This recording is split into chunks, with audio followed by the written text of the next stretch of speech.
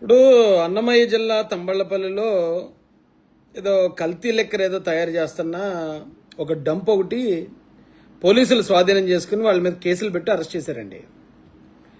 దీనికి కారణమైన వాళ్ళు ఒక ఇద్దరు తెలుగుదేశం పార్టీ నాయకులు ఉన్నారట. అయితే ఇక జగన్ గారికి అలాగే వైసీపీ పార్టీలో ఉన్న పేటీఎం పిల్లలందరికీ కూడా ఇది పెద్ద పండుగ వచ్చేసింది ముందే, అంటే దీపావళి ముందుగా వచ్చింది వీళ్ళకి. ఎందుకంటే మరి తెలుగుదేశం పార్టీకి సంబంధించిన ఇద్దరు నాయకులు కల్తీ మద్యం విషయంలో అరెస్ట్ అయ్యారు కదా. అసలు మామూలుగా వాళ్లకు వాళ్లే చంపుకున్న వివేకానంద రెడ్డి గారిని చంద్రబాబు నాయుడు గారు చంపేశారన్న చరిత్ర వెళ్తాయి. కోడికత్తి డ్రామా వాళ్లకు వాళ్లే చేసుకుని చంద్రబాబు నాయుడు గారే చంపించేపోయారని ప్రచారం చేసిన వ్యక్తులు వెళ్ళు. అలాంటి వాళ్ళకి మరి నిజంగా ఒకరిద్దరు తెలుగుదేశం పార్టీ నాయకులు కల్తీ మద్యంలో గనక ఇన్వాల్వ్ అయ్యారనేది పోలీసు వారే బయటపెడితే ఊరుకుంటారండి వీళ్ళు, చెలరైపోరు. అందుకే నేను ఒక కథ చెప్దాం అనుకుంటానండి ఈరోజు. ఒక చిన్న కథ చెప్తాను మీకు. అలాగే జగన్మోహన్ రెడ్డి గారికి నా నుంచి ఒక రిక్వెస్ట్ ఏంటంటే, అయ్యా జగన్మోహన్ రెడ్డి గారు, దయచేసి మీరు జస్టిస్ చౌదరి అని సీనియర్ ఎన్టీఆర్ గారు నటించిన ఒక సూపర్ డూపర్ హిట్ సినిమా ఒకటి ఉందండి, అద్భుతమైన సినిమా. దయచేసి మీరు ఆ సినిమా ఒకసారి చూడండి. ఆ సినిమా ఎందుకు చూడాలనేది నేను తర్వాత చెప్తాను. ముందైతే ఒక కథ చెప్తాను మీకు. అనగనగా ఒక ఊర్లో ఒక ఇద్దరు వ్యక్తులు ఉన్నారటండి. ఓ రెండు కుటుంబాలు, అన్ని చాలా కుటుంబాలు ఉన్నాయి, అందులో రెండు కుటుంబాలు నివసిస్తున్నాయి. ఒక కుటుంబంలో పెద్ద ఆయన పేరు జగన్నాథం. జగన్నాథం అంటే హే ప్రభు, ఏ హరే రామకృష్ణ జగన్మోహన్ రెడ్డి, అందులో జగన్నాథం కాదు, ఇది మామూలు జగన్నాథమే. ఇంకొక ఇంటి పెద్ద ఆయన పేరు చంద్రరావు గారు. జగన్నాథం చంద్రరావు గారు అనగానే మీకు అర్థమైపోయి ఉంటుంది వాళ్ళు ఎవరనేది. ఈ జగన్నాథం గారికి నలుగురు కొడుకులు ఉన్నారు, అలాగే చంద్రరావు గారికి కూడా నలుగురు కొడుకులు ఉన్నారు. జగన్నాథం గారు నలుగురు కొడుకుల్లో ముగ్గురు కొడుకులు దొంగతనాలు చేయటం, దోపిడీలు చేయటం, మానభంగాలు చేయటం, హత్యలు చేయటం డబ్బుల కోసం. ఎన్ని ఎదో పనులు చేయకూడదు అన్ని ఎదో పనులు చేస్తున్నారండి ఆ ముగ్గురు కొడుకులు. అందులో ఒకడు మంచోడే పాపం. అయితే ఇది గమనించిన గ్రామ ప్రజలందరూ, ఏమయ్య జగన్నాథం, పిల్లలు అలా తయారవుతున్నారు, నువ్వేమో కొంచెం భయం చెప్పొచ్చు కదా అంటే, చచ్చచ్చా భలేవాళ్లే, మా పిల్లలు చాలా మంచోళ్ళు, జెమ్స్ అండి నా పిల్లలు, అద్భుతమైన కుర్రాలను పట్టుకుని మీరు ఇలా మాడుతున్నారండి మీరు అని వాళ్ళని వెనకేసుకొచ్చేవాడట. అయితే ఎందుకు వెనకేసుకొచ్చేవాడు ఇతను అంటే, వీళ్ళు ఈ దొంగతనాలు చేసిన డబ్బు, ఈ హత్యలు చేసిన డబ్బు, ఈ డబ్బులన్నీ తీసుకొచ్చి మరి జగన్నాథానికి ఇచ్చేవారట. ఇస్తుంటే ఈ ఇన్కమ్కి అలవాటు పడ్డాడు ఇతను. అలవాటు పడి ఆ పిల్లలు తప్పు చేస్తున్నా సరే ఆ తప్పుని ప్రజల ముందు సమర్థించుకొచ్చేవాడు. అరే భలే చేస్తున్నారా బాబు, నేను ఎంకరేజ్ చేస్తూ, బయట వాళ్ళు తప్పిపోయి మా పిల్లలు అలాంటి వాళ్ళు కదండి, చాలా మంచోళ్ళు, అసలు ఒక కన్ను ఇంకొక కన్ను, అసలు ఎంత అద్భుతమైన వాళ్ళు అండి మా పిల్లలు అని చెప్పి సమర్థించేవాడట. అయితే వీళ్ళని చూస్తూ తయారయ్యారో లేదా ఈ ఈజీ మనీకి అలవాటు పడ్డాడో తెలియదు కానీ, ఈ చంద్రరావు గారి నలుగురు కొడుకుల్లో ఒకడు ఇలాంటి తప్పులు చేయటం మొదలెట్టాడు. చిన్న చిన్న దొంగతనాలు, చిన్న చిన్న దారి దోపిడీలు చేయటం మొదలెట్టాడంట. మొదలెడితే ఈ విషయం ఆ నోట ఈ నోట జగన్నాథానికి తెలిసింది. ఇప్పుడు దాకా గ్రామస్తులందరూ నన్నే అంటున్నారు, నా పిల్లల్నే దొంగ ఏదోలో లేకపోతే వీళ్ళు దొంగతనాలు చేస్తున్నారు అంటున్నారు. చంద్రరావు గారిని తెగపోడేసేవారు ఇప్పుడు దాకానే. కాబట్టి ఇప్పుడు ఆ చంద్రరావుకు సంబంధించిన నలుగురు పిల్లల్లో కూడా ఇలా చిన్న దొంగతనం చేశాడట. మరి ఇప్పుడు ఆడిని ఏమంటారు మీరు అందరూ, ఆడే ఈ దొంగతనం అన్ని చేస్తున్నాడు అది ఇదని. వెంటనే ఈ జగన్నాథం అనేవాడు వచ్చి ప్రజలందరి ముందు గోలగోల చేయటం మొదలెట్టాడు. మొదలు పెడితే ఇది ఆ నోట ఈ నోట ఆ చంద్రరావు గారి దృష్టికి వెళ్ళింది. ఇక మీ పెద్ద అబ్బాయి ఇలాగా చిన్న ఏదో పని చేసాడండి అని ఆయనకి తెలిసింది. తెలిసిన వెంటనే ఆయన ఏం చేశాడంటే, వెంటనే పోలీసులకు ఫోన్ చేసి, అంటే మీరు రండి, పలానా మా అబ్బాయి ఇలాగా ఒక ఏదో పని చేశాడు, ఆ దొంగతనం చేసి తెచ్చిన సొమ్ము మా ఇంట్లో బీరువాలో పెట్టాడు, ఇదిగో ఈ సొమ్ము మీరు తీసుకోండి, ఇతను తీసుకెళ్లి మీరు అరెస్ట్ చేయండి అని ఆ తప్పు చేసిన ఆ కొడుకుని పోలీసులకు హ్యాండ్ ఓవర్ చేశాడు చంద్రరావు గారు. ఇక గ్రామస్తులందరూ హర్షాతిరేకాలు వ్యక్తం చేశారటండి. గ్రామస్తులందరూ వచ్చి చంద్రరావు గారికి పూలమాలలు వేసి ఆయనకి జిందాబాదులు కొట్టి ఇంకా రకరకాలుగా ఆయన భుజాల మీద తెచ్చుకుని తిప్పేస్తున్నారట. అప్పుడు ఈ జగన్నాథం వచ్చి అడిగాడట, ఏమయ్యా ఇది ఏమన్నా న్యాయంగా ఉందా మీకు గ్రామస్తులరా, గతంలో మా కొడుకులు ఇలా చేశారని చెప్తే నేను చేయలేదని చెప్పినా సరే మీరు నన్ను తిట్టేవారు, లేకపోతే నా కుటుంబాన్ని అవమానకరంగా చూసేవారు మీరు. ఈవేళ ఆ చంద్రరావు వాళ్ళ అబ్బాయి తప్పు చేశాడని ఆ తప్పు చేసిన దొంగ సొమ్మును పట్టుకెళ్ళి పోలీసులకు అప్పచెప్పి వాళ్ళ కొడుకును కూడా పోలీసులకు అప్పచెప్పాడు. అతను డైరెక్ట్గా ఒప్పుకున్నాడు. అయినా మీరు అతన్ని ఎలాగ మీరు భుజాలకు ఎత్తుకుని తిప్పుతారయ్యా అని అడిగాడట. అప్పుడు గ్రామస్తులందరూ అన్నారట, బాబు చూడు జగన్నాథం, నువ్వు చేసిన తప్పును దాపెట్టి ఆ కొడుకులు చేసిన ఏదో పనిలో నువ్వు కూడా భాగస్వామి అయ్యి, మీ కొడుకులు ఒకటే కాదు ఇక్కడ దొంగలు దోపిడీదారులు అంతకులుగా నువ్వు కూడా దొంగ దోపిడీదారుడు అంతకులుగా జనాలందరికీ అర్థమైపోయిందయా నువ్వు చేసిన ఏదో పనుల వల్ల. కానీ చంద్రరావు అలా కాదు. 4 కొడుకులు ఉన్నారు, 3 నీతిగానే బతుకుతున్నారు, ఒకడే తప్పు చేశాడు. ఆ తప్పు చేసిన కూడా చట్టపరంగా శిక్షించే విధంగా ఆ తప్పును ఆయన ఒప్పుకుని వాళ్ళ కొడుకుని చట్టానికి అప్పగించాడయ్యా, ఎంత గొప్పడయ్యా అన్నారట. ఇక పాపం జగన్నాథానికి ఏ మాట మాట్లాడాలో తెలియక ఇంటికి వెళ్ళిపోయి బొబ్బున్నాడట. అదొక కథ. అయితే ఇదే సందర్భం మనకి జస్టిస్ చౌదరి సినిమాలో ఎదురవుతుందండి. అసలు ఆ సినిమాలో ఒక అద్భుతమైన పాట ఉంటుంది, చట్టానికి న్యాయానికి జరిగిన ఈ సమరంలో. బబ్బబ్బబ్బా అసలు మామూలుగా ఉండదు. ఆ పాటలో కూడా సీనియర్ ఎన్టీఆర్ గారి హావభావాలు ఒకసారి మళ్ళీ చూడండి. ఇప్పుడు ఈ జనరేషన్ పిల్లలు చూసుంటారు, అది యూట్యూబ్లో దొరుకుతుంది, ఒకసారి చూడండి ఆ పాట.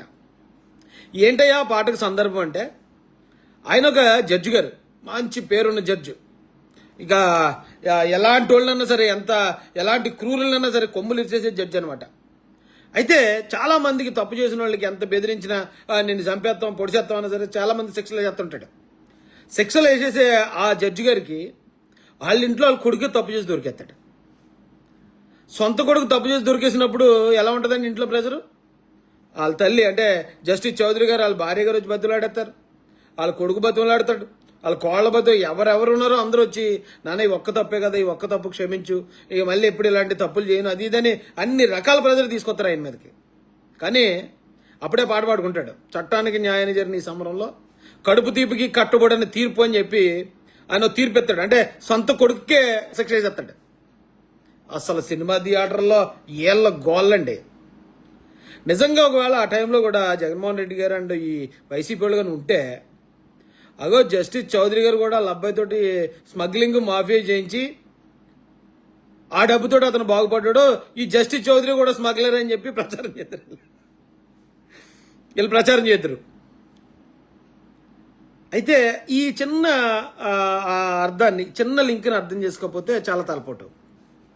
ఇప్పుడు నిజమే తంబళ్ళపల్లిలో లిక్కర్ ఏదో చేతు దొరికారు, అందులో తెలుగుదేశం నాయకులు ఉన్నారు. అసలు దొరకడానికి కారణం పట్టుకున్నది ఎవరు? ఈ స్టేట్ పోలీసే కదా. ఏ సిబిఐయో లేకపోతే ఎన్ఐఏయో లేకపోతే ఇంకొక కేంద్ర బలగాలు ఏమో వచ్చి పట్టుకోలేదు, ఇక్కడ ఈ స్టేట్ పోలీస్ పట్టుకున్నారు. ఇప్పుడు జగన్మోహన్ రెడ్డి గారు ఏమంటారంటే, ఇది కుటీర పరిశ్రమగా చేయించేస్తున్నారు, చంద్రబాబు నాయుడు గారు చేయించున్నారు, లోకేష్ గారు చేయించున్నారని ఆయన విమర్శలు ఆయన చేసుకొస్తున్నాడు. చంద్రబాబు నాయుడు గారు నిజంగా ఒకవేళ ఆయన అలాంటి వాడు కాదైనా, ఒకవేళ ఆయన చేయించాలనుకుంటే ఈ రాష్ట్రంలో ఏ పోలీసు అని వీళ్ళు పట్టుకోగలుగుతారండి? ఏ పోలీస్ కన్నా, ఎందుకంటే జగన్మోహన్ రెడ్డి గారు ఆయన హయాంలో చాలా కల్తీ జరిగింది.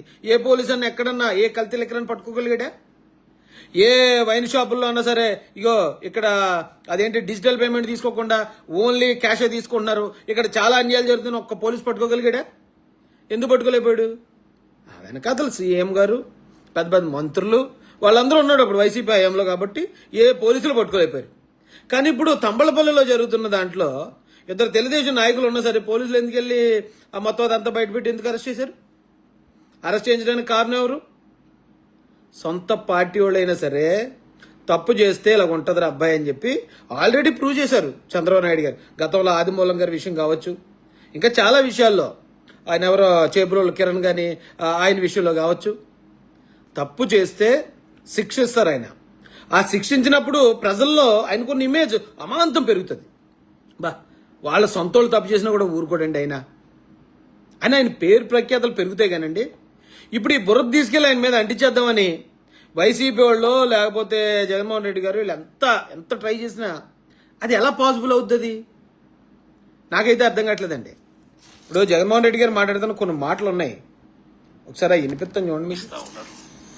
ఇలాంటి పరిస్థితుల్లో ఒక పద్ధతి ప్రకారం కల్తీ మద్యం కుటీర పరిశ్రమలుగా ఏకంగా ప్రాంతాల వారీగా చంద్రబాబు నాయుడు ఆయనకు సంబంధించిన ఈ మాఫియాను కంట్రోల్ చేసే కొంతమంది ఆయన కేబినెట్ లో మంత్రులు చంద్రబాబు నాయుడు గారు చేస్తున్నారు అన్నట్టు. ఇప్పుడు ఎగ్జాంపుల్కి మొన్న ఎక్కడో గంజాయి పట్టుకున్నారు పోలీసులు. గంజాయి పట్టుకుంటే ఇదిగో గంజాయి దొరికింది, గంజాయి చంద్రబాబు నాయుడు గారే వ్యాపారం చేస్తున్నారని వీళ్ళు మొదలు పెట్టారు. ఇప్పుడు గతంలో జగన్మోహన్ రెడ్డి గారి పరిపాలనలో గంజాయి పట్టుకునేవారు. ఎక్కడ? తెలంగాణలో పట్టుకునేవారు, కర్ణాటకలో పట్టుకునేవారు, లేకపోతే ఇంకొక తమిళనాడులో పట్టుకునేవారు. ఆంధ్రాలో ఎవరు పట్టుకునేవారు కాదండి. ఎందుకు పట్టుకునేవారు కాదంటే ఆ చేసేదే ఎమ్మెల్యేలు, ఎంపీలు, సో మొత్తం ఆ వైసీపీలో ఉన్న పెద్ద స్థాయి నాయకులు. జగన్మోహన్ రెడ్డి గారికి అందులో డైరెక్ట్ లింక్ ఉందా లేదా అనేది నేను చెప్పలేను, కానీ ఎమ్మెల్యేలు, ఎంపీలు చేసేవారు కాబట్టి ఇది సీఎం స్థాయిలో జరుగుతుంది. కాబట్టి ఇక్కడ ఉన్న ఒక్క పోలీసు కూడా ఎప్పుడు ఎక్కడ గంజాయి పట్టుకోలేదు. ఇప్పుడు గంజాయి పట్టుకుంటున్నారంటే దాని అర్థం ఏంటండి? చంద్రబాబు నాయుడు గారు లేకపోతే ఇంకో తెలుగుదేశం పార్టీ సంబంధించిన కీలక నేతలు చంద్రబాబు నాయుడు గారి ఆదేశాల మీద కనుక ఆ వ్యాపారం జరుగుతుంటే పట్టుకుంటారా? ఇప్పుడు ఈ కల్తీ లెక్కర ఉంది, చంద్రబాబు నాయుడు గారే చేస్తుంటే ఆయనే పట్టుకుని ఇగో నేను కల్తీ లెక్కర వ్యాపారం చేస్తున్నానని చెప్పి ఆయనే బయట పెట్టుకుంటాడా? కొంచెం ఆలోచించాలి కదా ఇలాంటి ఆరోపణలు చేసేటప్పుడు. ఇప్పుడు ఆ కుర్రోడిని శిరోమండం చేశారు సీతానగరంలో పోలీస్ స్టేషన్లో పెట్టి. రాష్ట్రపతి లెటర్ రాశాడు, బాబా అరెస్ట్ చేయండి వాళ్ళని. అరెస్ట్ చేశారా జగన్ గారు? అవినాష్ రెడ్డి గారిని అరెస్ట్ చేయనిచ్చారా? ఏమండి ఎవరో అనంతబాబుని అరెస్ట్ చేశారా? లేకపోతే ఆ పార్టీని సస్పెండ్ చేశారా? ఆ పెట్ల ఉమాశంకర్ గణేష్ని ఏమన్నా చేశారా? దోరంపూడి చంద్రశేఖర్ రెడ్డిని ఏమన్నా చేసిన వాళ్ళకి జగన్ గారు శిక్ష ఇవ్వకపోవటం వల్ల ఏమైందంటే అండి, ప్రజలు జగన్ గారికి శిక్ష ఇస్తారు. ఇప్పుడు చంద్రబాబు నాయుడు గారు ఉన్నారు, ఎవడన్నా తప్పు చేసేటానికి చట్టపరంగా శిక్ష వేసేస్తారు. శిక్ష వేసినప్పుడు ప్రజలందరూ ఓకే, చంద్రబాబు నాయుడు గారికి సంబంధం లేదు కాబట్టి తెలుగుదేశం పార్టీ నాయకులు ఉన్నా సరే వాళ్ళని కూడా అరెస్ట్ చేస్తున్నారు, వాళ్ళని కూడా శిక్షిస్తున్నారు. ఎందుకంటే ఈయన కఠినంగా ఉంటాడు, క్రమశిక్షణగా ఉంటాడు, తప్పు ఎవడు చేసినా సరే ఆయన శిక్షిస్తాడు అనే నమ్మకం ప్రజల్లో కలుగుతుంది. చాలా సింపుల్ లాజిక్ కదండి ఇది. ఇదేమన్నా రాకెట్ సైన్స్ ఏంటి? దాన్ని చంద్రబాబు నాయుడు గారికి అంటగట్టాలనే ప్రయత్నం ఏంటి? మంత్రులు, ప్రముఖ రాజకీయ పోస్టులలో ఉన్న పెద్దలు, పెద్దబాబు, చిన్నబాబు ఆధ్వర్యంలో కుటీర పరిశ్రమల్లో ఏకంగా వీళ్ళు కల్తీ మద్యం తయారు చేసే ఈ మాదిరిగా ఫ్యాక్టరీలు పెట్టి చేసేసి వీళ్ళే క్వాలిటీ లేని లిక్కర్ను అక్కడ తయారు ఇదే ఎవరు నమ్మలేదండి. ఎందుకంటే జగన్ గారు ఇలాంటి మాటలు 2019 నుంచి 24 దాకా చాలా చేశారు. ఆఖరికి చంద్రబాబు నాయుడు గారిని కూడా ఆయన ఏదో అవినీతి చేశాడు, స్కిల్ స్కామ్ ఏదో చేశాడు అని చెప్పి తప్పుడు ఆరోపణలతో ఆయన కూడా అరెస్ట్ చేయించేశారు. అరెస్ట్ చేయించేస్తే ఓకే, జగన్ గారి మీద కేసులు ఉన్నాయి, చంద్రబాబు నాయుడు గారి మీద కేసులు ఉన్నాయి కాబట్టి సరే ఇంక జగన్ గారికి ఓటేసేద్దామని అనుకుంటారేమో ప్రజలు అనుకున్నారు. కానీ ఆ రోజున ప్రజల్లో వచ్చిన తిరుగుబాటు చూశారు కదా. జగన్మోహన్ రెడ్డి గారు మీరు చూశారు, వైసీపీ నాయకులందరూ చూశారు. ఈవేళ మనం ఒక అబద్ధం చెప్పి ప్రజలను మోసం చేసే పరిస్థితుల్లో ప్రజలు లేరండి. మీరు ఏదో చెప్పేసి నా మీద కేసులు ఉన్నాయి కాబట్టి ఎదుటి మీద కూడా కేసులు ఎడితే ఇద్దరు సమానం అయిపోతాం. నేను లెక్కర్ స్కామ్ చేశాను కాబట్టి ఎదుటోళ్ళు కూడా లెక్కర్ స్కామ్ చేశాడంటే ఇద్దరు సమానం అయిపోతాం. మా వాళ్ళు మా బాబాయ్ని చంపేశారు కాబట్టి ఎదుటోళ్ళు కూడా వాళ్ళ మామయ్య గారిని చంపేశారని ప్రచారం చేస్తే మేము ఇద్దరు సమానం అయిపోతాం అనుకుంటే అంతకన్నా అజ్ఞానం మరొకట్లేదు. నిజం చెప్తున్నాను. ఒకవేళ జగన్మోహన్ రెడ్డి గారు నిలబడాలి అంటే ఆయన గత 5 సంవత్సరాల్లో చేసిన తప్పులన్నింటినీ ప్రజల ముందు ఒప్పుకుని దానికి కారణమైన వాళ్ళందరినీ అరెస్ట్ చేయడానికి సహకరించి, ఒకవేళ ఆయన పాత్ర కూడా ఏమైనా ఉంటే ఆయన కూడా చట్టపరంగా దాంట్లో కేసులు ఎదుర్కొని మళ్ళీ ఎప్పుడు రిపీట్ చేయమని ప్రజల దగ్గరికి వెళ్తే తప్ప మేము మమ్మల్ని ఆల్రెడీ జగన్మోహన్ రెడ్డి గారిని లేకపోతే ఇంకొక ఆయన ఎవరో రెడ్డి గారు ఎవరెవరో ఉన్నారు కదండి, వీళ్ళందరినీ కూడా లెక్కర్ స్కామ్లో అరెస్ట్ చేశారు కాబట్టి వీళ్ళందరి మీద లెక్కర్ స్కామ్ 3,000 కోట్లు 25,000 కోట్లు ఎన్నో ఉంది, 1,00,000 కోట్లు అదంతా ఇప్పుడు ప్రజలందరికీ తెలిసిపోయింది. కాబట్టి ఇదిగో ఎక్కడో అన్నమయ్య జిల్లాలో తంబళపల్లిలో చిన్న జరిగింది, దీన్ని మనం ఫోకస్ చేసేసి దీన్ని భూతద్దంలో పెట్టేసి దాని మీద స్పాట్ లైట్లు వేసి చూపించేస్తే వాళ్ళు మనం సమానం అయిపోతాం అనుకుంటే అంతకన్నా అజ్ఞానం మరొకట్లేదు. అంత తింగరోళ్ళు ఎవరు లేరు ఆంధ్రప్రదేశ్లో. ఎక్కడ జరిగింది ఆ స్కామ్ తీవ్రత ఎంత? గతంలో మామూలు విషయం అండి. ఆ జంగారెడ్డిగూడలో ఎంతమంది చనిపోయారండి? 30 మంది, 29 మంది, 30 మంది చనిపోయారు. ఎవరైనా ఒక్కడిని అరెస్ట్ చేశారా పోలీసు వాళ్ళు? ఎందుకు అరెస్ట్ చేయలేదు అంటే అక్కడ గవర్నమెంట్ ఆధ్వర్యంలో జరిగింది, అది సీఎం గారి రేంజ్లో జరిగింది. అది ఎవరిని అరెస్ట్ చేసే దమ్ముంటుంది పోలీసుకి అప్పుడు? ఇక్కడ సీఎం గారికి సంబంధం లేదు కాబట్టి సీఎం గారు ఇక్కడ పోలీసుకి ఫ్రీ హ్యాండ్ ఇచ్చారు కాబట్టి ఆడ తెలుగుదేశం ఉన్నా, జనసేన ఉన్నా, మరొకడున్నా ఎత్తి లోపల పడేస్తున్నారు. అర్థమైందండి? ఆ కాలానికి ఈ కాలానికి చాలా తేడా అండి. దీన్ని ఎలా లింక్ పెట్టి చూపించకండి, ప్రజలు ఎవరు నమ్మరు.